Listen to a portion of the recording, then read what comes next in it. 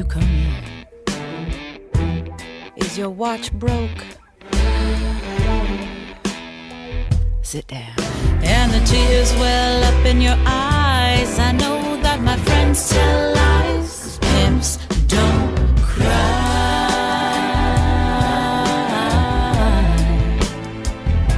They never shed a tear.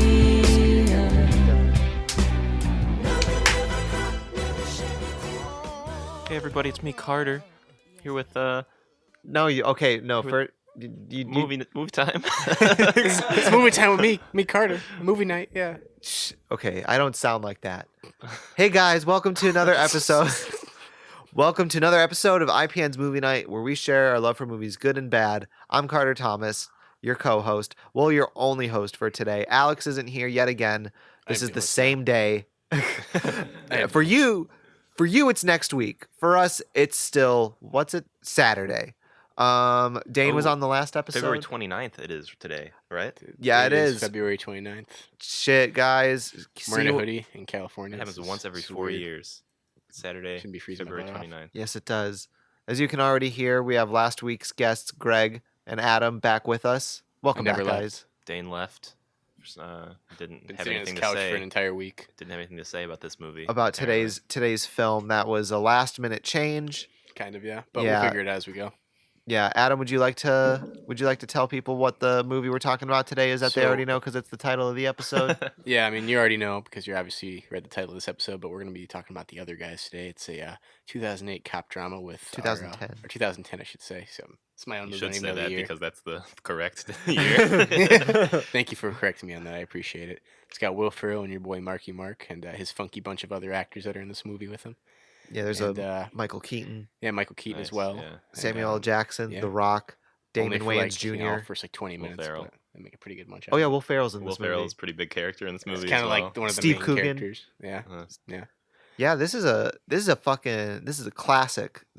I would say a classic. It's a classic comedy. cop film comedy. I would say. Yeah, there's a lot of different factors kind of come into it. I mean, you think it's just gonna be another typical like cop buddy movie, you know, with some big name actors kind of coming together, but they really make their own Yeah. unique spin on it and really kind of take it in their own direction, which I thought really helped it stand out in amongst the oversaturated market of different cop movies like that. And especially around that time, and because this was like Will Ferrell's like this is post Prime, his prime. post Step Brothers, his prime. Yeah, he was like prime time comedian right at that point. Yeah, probably, so he 'cause- hit a lot of movies. Because his first big one was like Talladega Nights, and then there was like kind of Case there was like a Excellence. 2-3 year gap between that and Step Brothers, but then after that, it was just like people were like, oh, we can really make money off of Will Ferrell this way, and Adam McKay was like directing all those movies. Oh no, I forgot about Anchorman. Yeah, when was Anchorman? Anchorman was like 2003, I 2004. think it was 2004, and then 2 was in 2013. Yeah, 2 was in 2013. You bought me Ron Burgundy's autobiography too. That was amazing. Oh, yeah, I did. Yeah, that was I did actually do a that. decent read. There's a whole chapter about him and Michael Jackson, and they had like a relationship or something. He talked about it wasn't gay, but they were just two fully grown men, really just loving each other and respecting each other. Well, that's good. Yeah, That's I good. also respect Michael Jackson. I respect his music. That's it. Yeah, well, he had a kid named Blanket, right? It's a good name. Oh yeah, and he had a So- monkey named Bubbles. Wish I But had that's a off monkey. topic. Anyways, that's Anyway. Michael Jackson hour. Yeah, It's basically kind of laying out And the it- plot here. and it's like all those movies were directed by Adam McKay, who also like co-wrote them with him. So it's like it was that era, because then other movies that tried to capitalize on Will Ferrell's humor just don't work. Like Daddy's Home. Mhm. Daddy's Home yeah, was, yeah, it was, and that was even like with Marky and Will back together. it was like true, It had yeah. a couple. It had a couple of laughs in it, but overall it was kind of a weak movie. And then they still tried to cash in on a sequel, and they put Mel Gibson and who's the dad from Harry and the Hendersons. He was in that.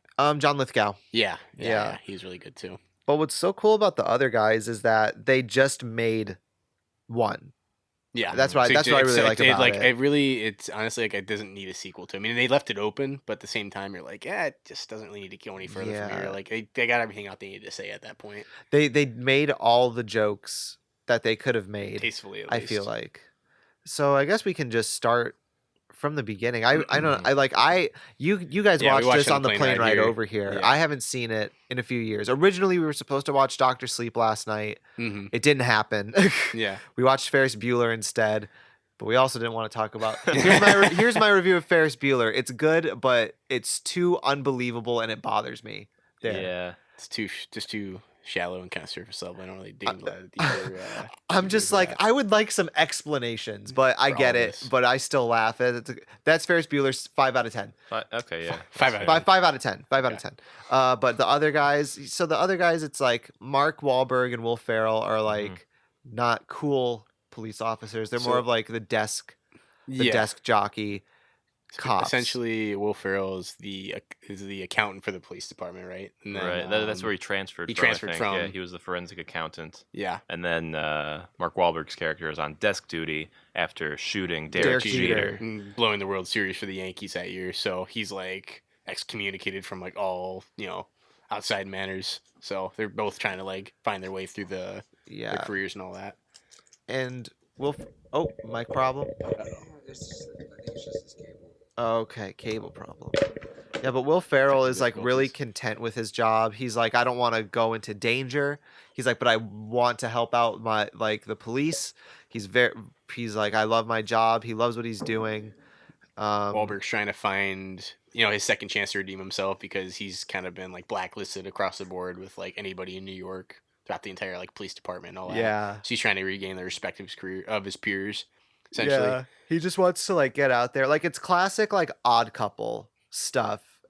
Polar opposites. Yeah, because when you look at it, it's like on the surface when you say it, it's like, oh, it's two cops who don't get along, but they have to be partners. Like you could have made that movie with anyone, but then with like the team involved, just like made it really good. And I think obviously Will Ferrell's improv is going to be the same in all movies. But, oh my God, he had so many lines in that movie that were classic. But like he's always playing a different character. Yeah. So the improv is like for that character. Like the whole tuna thing. It's like if I was a lion, first of all, and you were a tuna, I'd eat ecosystem. You. Yeah, exactly. He's like, first of the ocean. Exactly. You lose that battle every time. Tunas stay away from fresh water sources. We're in the ocean, and it's like a 30-pound tuna with 30 of my friends. You lose that battle. You lose that battle. 800-pound tuna. You're trying to come out in the middle of the ocean. You're in our territory. Yeah, you're gonna lose that battle all day, every day, man. And then after that, we're gonna have a taste for lions. So we're gonna be out there. We're gonna be hunting you down. You didn't see that coming out, did you? Maybe not an hour, but that's all we're gonna need. Go back. We'll construct breathing apparatuses out of the seaweed, out of the kelp. Oh yeah. And it'll have enough oxygen to go there, find out where you're at, go back, get some more oxygen, and then from there you lose that battle. But in a way, that sort of like laid out the whole movie because at the beginning you had these like stereotypical badass cops, right? It was Dwayne the Rock Johnson and Samuel L. Jackson, yeah, who just jump off of a fucking building, aim for the bushes, damn straight. Side partner. And then the narrator, played by Ice-T, was like, honestly, I don't know what the fuck they were thinking. Maybe it was dumb pride. Somebody brushes with death, they thought they were invincible. I don't know. Because I remember when I first saw this movie in theaters, they're just like, aim for the bushes, and then they jump off, and the camera just pans over. And we see that there's no... The camera literally follows them over the edge as they're falling, and they're just like... They just hit the ground, and it's How just are like... they gonna make it out of this one? And they don't. They're dead. Yeah, you're like waiting for the cop out to happen, and then it's just like, oh, they died. Okay, damn. Yeah. So then it's up to to Marky and Will to solve. Steve Coogan is like doing some like weird money shit that Will Ferrell's character has been following for like years, and that becomes like the main focus. Honestly, I don't remember the actual like crime. It was like building permits or something. They did scaffolding violations. Yeah. It was like such low. You're under arrest. What, am I being punked? It was like I don't remember any of the crime stuff. I just remember like everything else, like all the jokes. So Steve Coogan's like investment banker basically. Yeah. And he works for this company called Lendl. They basically are like they are part of everything, but when he put some of their money into some bad investments and basically lost them like a shit ton of money, like 32 billion or something.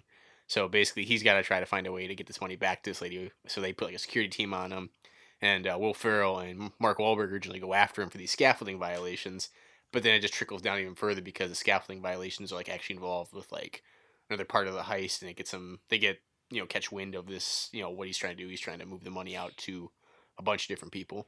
Yeah. Okay. Yeah, essentially. Yeah. It just kind of trickles down from there, and then it just gets deeper and deeper. And they're like, "Wow, this case is like red hot. We gotta really figure this out." And really get up in this shit.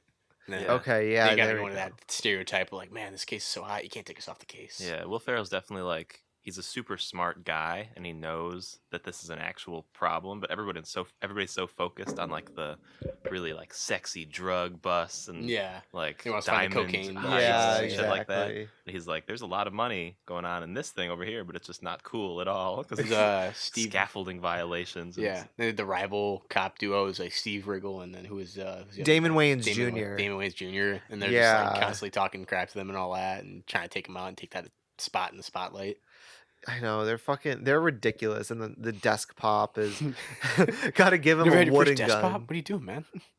Yeah, they're annoying. I love Michael Keaton Oh as my the police God. chief and also Bed Bath and Beyond Yeah. employee Guess because what, of his guys? son Got the who new bath went to mats. art school. Was it?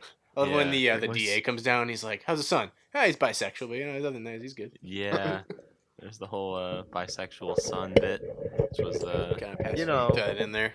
Today it's just sort like of interesting. it's just like why is that a joke? Yeah, I mean, in today's standards, definitely. Why is that a joke? But the time they, I love the still kinda scene like with Michael considered Keaton, where comedy. he's briefing his Bed Bath and Beyond team, and he's like, also there's a serial rapist in. He's like, oh sorry, wrong job. Ignore that. Oh, Well, sorry, but don't yeah, if ignore you're on the that. street, don't be going on that street. Walk in whatever pairs. neighborhood they said that it was at. Yeah, walk in pairs. Yeah, but this movie is just so well written, and I don't know. The last time I watched it was like 2 years ago when Yeah, Greg you visited. Yeah, actually. Yeah, because we watched it, and that was like the last time I saw it. This is a very memorable movie. yeah. I feel like there's not a lot of like well written Will Ferrell comedies. A lot of what he does is really improv, and it's kind of just luck of the draw whether or not it's actually gonna be like a hit. But Yeah, I feel like altogether, like with him and Adam McKay kind of working together, they just have some weird synergy. They They have can just make it work because a lot of the stuff Yeah. they do together always just slam dunks. You can name all these 5 or 6 different quotes from like those movies easily. Oh, 100%. Like Anchorman, Talladega Nights, Step Brothers. Like you can quote, and Anchorman 2. You can quote any of those movies off of Bachelor Chickens of the Caves. I love That's crepes. I fucking what's Anchorman 1? Like go fuck yourself, San Diego. Just Go. where'd you get yourself, that? The San Diego. toilet store. Like you can't. Like they're Yeah, there's a classics lot of that era. Yeah, Yeah, that's there's the a era we lot kind of of- grew up in. So a lot of good jokes in the other guys. There's the whole bit about Will Ferrell's character being a huge ladies' man. he was actually a pimp Uh, back in the day. Yeah, Gay, yeah. He gay was. ain't no bitch. Dude, that fucking, and it's just one thing that I did remember just now is just like he treats his wife horribly Eva because Mendes. he's like, It's Eva oh, I thought I Mendes, I thought I'd lose you, but it's like that's kind of dumb. It's like just treat your wife with That was Eva Mendes. That was her name. Eva Mendes. Yeah. Yeah. It's like I'm gonna be honest with you. You come over. You can have lunch with me and my wife. But I'm gonna say one right now. She is a world class whore. Yeah. Mark Wahlberg's character is just amazed that he's married to her. It's like, Why are you married to Alan? I mean, that's not what He's I like, meant. hey, tell her I said hi. Okay, like tell her I said hi. I love it when he's leaving. Bye, Sheila. I don't know if you heard me. All right, good night. Bye, Sheila. Yeah, but I mean, they do their little with the telling the grandma messages back and forth. I don't think no. What did she say? She said she wants That's to more unplug like it. all the phones, turn off all the lights, and have a 3-day Yeah, sex that's marathon. More like it. That's much more like it. Yeah, there we go. There we go. Yeah. So it's like they worked that thing out, but it's like Will Ferrell had something that he had to work through the movies for it to be a. yeah, his traumatic past. They really created a good, like, interesting backstory for him of like why he Very became an accountant for the interesting. police Yeah. department. And my favorite thing is the college flashbacks where it's just Will Ferrell in a polo, and it's like, yep, you're a college student, you mid 40s, Just him without the man, glasses, grown man. They were just like, should we put makeup on him? No. Adam McKay made that decision. Will just put on a polo, Trying to pull, yeah, and exactly. you're in college. Yeah, so I was thinking, like, go on a lot of dates with guys. What if I started charging the money? Yeah, I could like make a schedule. I could like make sure the dates go well. Get everything laid out for you. So you Yeah, were it'd be you were a great. pimp? No. I was just helping a friend. No, not at all. but then it grew. And then at the very end, he's like, I didn't like who I became. And he's just like this stereotypical, almost racist persona. He has a grill. He's He's exactly, putting a with knife the up against his cheek. switchblade. It's like, I just realized I was a mess. I didn't like where I was going in life. And then he met his wife because he had a cactus on his ass. He's like, I didn't see this tough man. Yeah. I saw this scared boy. They're like, it was a classic story of the boy meets girl. Yeah, I mean, What was there's that no movie? interesting What was that story. movie? Oh, You've Got Mail. That's what it was. Yeah, exactly. Oh, Oh, my goodness, though. Yeah, that whole movie from like top to bottom, like there's always something. It's solid.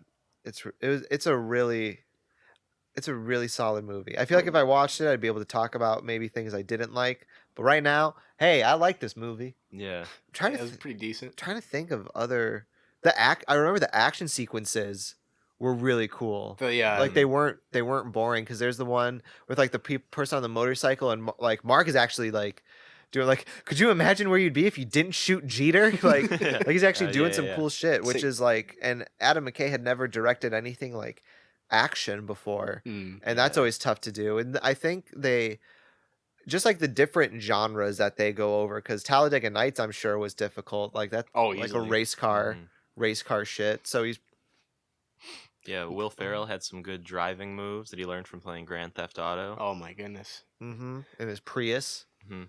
That was probably one of my favorite jokes in the whole movie, just making fun of the fact that he's driving around in a ruby red Prius. I feel like I'm driving around in a vagina right now. I feel like I'm driving around. Like literally driving around in a vagina right now. He's like, well, that is ridiculous, or whatever he says. And then he throws out his little cop, the little rubber band. He like hits him with the face with the wooden pistol. He's like, got 7 diss tracks in here. Yeah. I always got LRB up in here. Trying to give me that. I love the scene where he gives Mark the FBI mug. It says federal body inspector. He's like, so you look at it, you just think, oh, it's a normal FBI mug. But then you look into it, it's like, oh, what? That's so funny. It throws it out the window. I love how he literally spent like a solid 5 minutes trying to explain the joke to him. It's like the most painful, awkward thing, but just Will Ferrell trying to explain something to you like that just adds to it that much more. It's like you look at first glance, you're like, oh wow, nothing. Oh, You think it just looks like a regular FBI mug, but then federal female booby body inspector. inspector. It's hilarious, man. Guy Spencer's gift. Oh like 50% yeah, off. it's kind of Yeah, Marky Spencer's Mark gift. has some relationship problems of his own with his ballet Yeah, dancer that's girlfriend. right. And he's a I feel like they ballerina. could have really dipped into that a little more. He learned ballerina. Very so much, Francine. he learned ballet so he could make fun of all the other ballerinas. You learned to do ballet, ironically. I love it at the end when they he's like, yeah, Francine got married with him. He played harp at the reception. He learned it in 8th grade to make fun of all the band kids. Which is, I totally forgot about that part because he's got his own that issues. sarcastically. Uh-huh. Because they really wanted Mark to play like the stereotype of the cop who's just like Trying to redeem rough and himself. rugged and Yeah. nothing's going right, but he loves his job and he cares about the case. And then when he was a traffic cop, he was really like that's when the roles kind of reversed, and because that was like the low point of the movie. That was Return to Gator. yeah, that was 2/3 of the way through, so they hit the low point where they were taking off the case. Mark Yeah. is a traffic cop and Will's just like still kind of looking into it. His marriage is like on the rocks. Yeah. Mm-hmm. But he's a And- great traffic cop. He gets like traffic cop of the month. Yeah, for Yeah. October. He loves his corner that he works. Got a lot of directing great guys traffic. he's working with. Yeah, he Wow. loves a guy. He's like he could take a leak at a urinal 25 feet away. You got to see it. It's incredible. It's the craziest thing, man. and It's then absolutely amazing. and then Will Ferrell like shoots his gun off. I just did an apartment pop. No, that was yeah.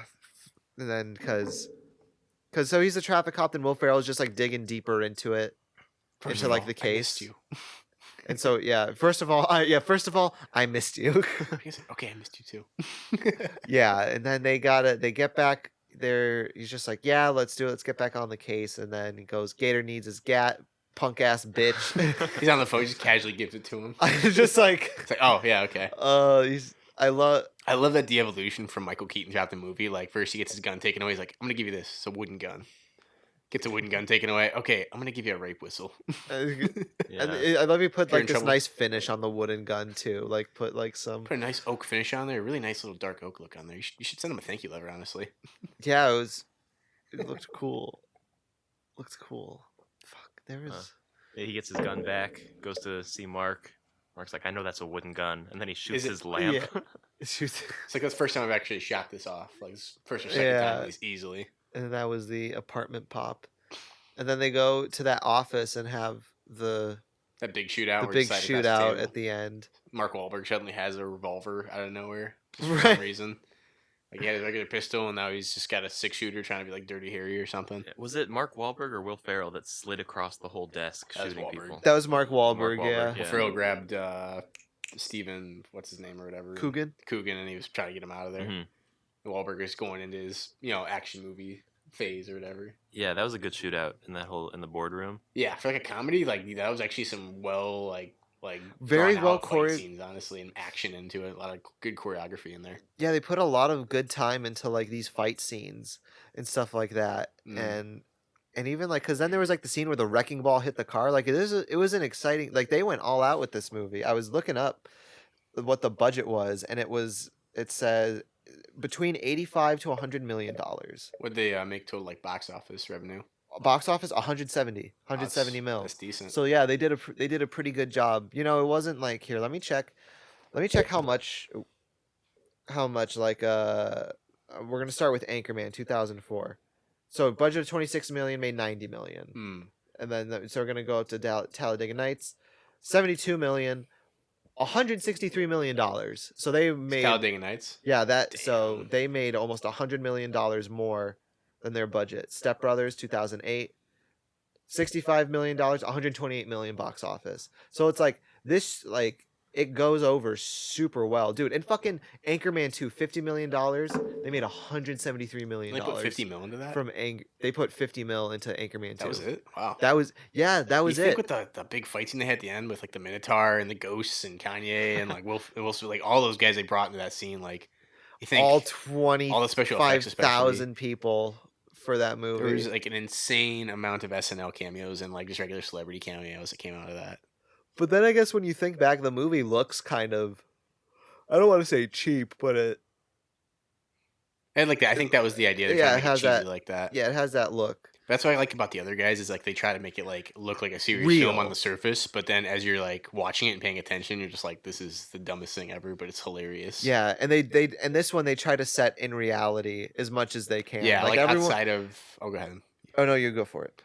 Oh God, we're doing this again. Yeah. Yeah. Oh no. No, no, you. No, Oh, no, definitely you. I mean, it is very realistic. I mean, you have the Outside of sort of those two. unrealistic beginnings with the like the two like With main Dwayne- cops, Dwayne yeah. and Sam. then they die. That was Yeah. like which would Which Yeah, is what probably would actually actually happen. happen. Yeah, that's how it should be going if they're doing stupid shit like that all Yeah. the time. Now it breaks down like, okay, who's gonna actually step up and like be that guy? Mhm. But then ends up just being these regular dudes that actually solve a case and get something done rather than just blowing shit up and Yeah, causing all this property damage. And, yeah, it's definitely grounded in reality. Yeah, I would. more so than other. yeah, I think that's what they're trying to go for. Like, what if two basic ass regular cops got caught in this like crazy situation like that?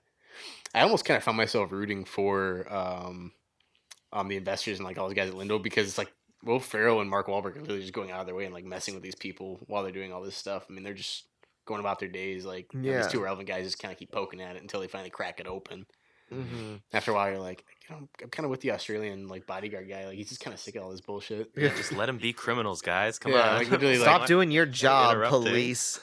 It's like, how much are you really like accomplishing anything ultimately? I mean, people are still going to be doing stuff like this all the time. Exactly. And that's why I'm for anarchy. I think there should Anarchy be no reigns. law, no law of the land. I think there should be some laws. I just don't think there should be police officers. Just follow some basic commandments. That's about Can we it. also- Nobody Because should if be there's enforcing that. because then if there's anarchy, there's no criminals, and I like criminals, but I don't like police officers. So keep the laws, get rid of the cops. Yeah, a bunch yeah. of narcs in the streets, man. We can't be having that. I mean, unless there's like murderers, get rid of murderers. Get rid Well, of the murderers. Oh, but money crimes, like fuck that, dude. Like, I'll steal from Jeff Bezos. He wouldn't even notice. He wouldn't even notice. He'll notice if I steal $100 billion from him. Dude, he's buying some houses in Los Angeles, I think. Yeah, Jeff he Bezos. is. Yeah, crazy. Like I think it's Trying to the flip like, 'em or something? some estate, like Warner Estate, I think it's called. I heard about Two that. giant ass houses. He's buying two like huge mansions and then like building some compound. Apparently, It's gonna connect them. yeah, it's nuts. He's like, What- this yeah, will be how my much- guest house. How much is he paying for those? which is still like a Which drop is in the, chump it's change nothing for him. I mean, too. you almost think about it, you could kind of link Jeff Bezos back Yeah, to it's the that lady Microsoft guy, from right? Lindell and other guys. I mean, it's kind of like the same type of concept. Yeah. Like he's got his fingers in everything. That's what's made him so rich. Getting Yeah, back I'll on- steal from Jeff Bezos. Watch out, Jeff. I'm coming. I'm coming for You you, heard it Jeff. here first. Coming for your Amazon fortune, and I'll get it in the next 3 to 5 business days. Hey, Jeff Bezos, if you're listening to this, Jeff I am not Bezos. gonna steal your money. I'm I just don't know kidding. how. I'm doing it for the podcast. If you would like to walk up to me and give me some money, I will not take it. I think you're a piece of shit. This Kind of going turn- back to my original this- point, though. The main point of this whole podcast episode is fuck Jeff Bezos. Yeah, not even about Bezos. other guys anymore. Is it Bezos? It's Bezos. yeah. Bezos. I like Bezos. Bezos, man, because he's always Bezos. buzzing. He's buzzing Bezos. around. fucking Bezos. around, yeah. Bezos. Jesus Christ. Jeff Jesus Bezos Christ. slash Bezos Kanye. Christ, yeah. Ah. Dude, getting back to the movie though, I mean, you can Yeah. almost kind of link Jeff Bezos to the lady from Lendl. He's got like her fingers in a little bit of everything. I'm wearing everything. So he's constantly like, you know, I Mhm. mean, you can almost kind of like say, you know, she's kind of doing the same thing. But what if Jeff Bezos is doing the exact same thing? You know, stealing from all these investors and you know just ruining lives. I'd love to have Jeff Bezos on here to just give us all of his business stealing secrets. Yeah, his point of view, you know, his side of the story. Yeah, exactly. Yeah, most definitely. Good stuff. So Jeff Good. Bezos, if you'd like to cameo on the podcast, you're more than welcome. Come into the Email Dane's us. garage here and you know get us famous. So that'd probably be some really great publicity for these guys. Email us at fuckoffandie. Don't nah. Oh god, yeah, you can tell I really didn't watch the other guys that much. I was watching on the airplane with one earbud in. The plane was also pretty loud. I was mostly reading the captions. Carter hasn't seen the other In guys in, 2 a couple years. years. I'm Yeah. only remembering like the funny bits. I mean, that's really all you kind of remember. That's really for all ultimately, there is. yeah. That's most comedies. You're not going to really get the full context. You're just going to think about the funny parts. Michael Keaton is constantly making TLC references, Uh-huh, But he's yeah. completely but he turning it doesn't down. know it. Don't go chasing waterfalls. Come Okay, on, no, it's not no. even funny that time. What do you mean? What are you talking? I have no TLC? idea what you're talking about. Man. I have no I idea. really have no idea what you're talking about. So that's just literally half of his dialogue is TLC references. He's don't go. We don't want no scrubs on this, okay? No scrubs. It's like that was another TLC reference. I honestly have no idea what you're talking about. I And couldn't then I tell think you. he made a TLC reference that I didn't understand, but I was like, I guess that's probably a TLC reference. It's like I guess that's the joke. I assume. Oh, and another important part of the story is Will Ferrell's character has the face back app, The face back app. which is honestly some really fucking scary facial recognition If technology. we got to that point with technology, yeah. where it's Scanning back he to somebody's designed head. something where it'll check the back of your head and it knows who it belongs to. So that's how they caught all like the criminals at the end, because on the cam footage they just used his face back app and caught everyone. Yeah, It's like, doesn't oh, they Ice-T trying to talk about that was the funniest thing ever.